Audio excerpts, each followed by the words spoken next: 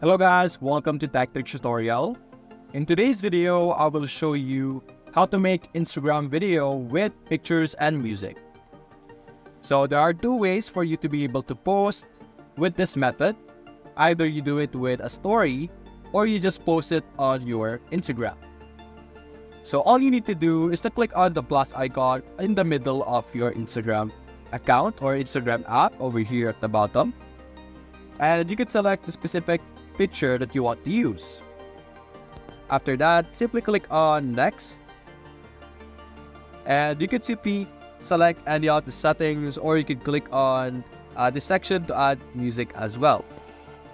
So over here, for example, we have this music. Click on next. Now this will technically be a video due to the music that it has. But if you want to have it as a video, I would suggest that you use an application like CapCut and simply use the photo that you want to have and extend it to a certain period, to a certain time or length, and export that as a video. And do the same thing that I'm doing over here, where you add it as a post. So that's basically it, guys. If you enjoyed this video, leave a like and subscribe. Thanks for watching.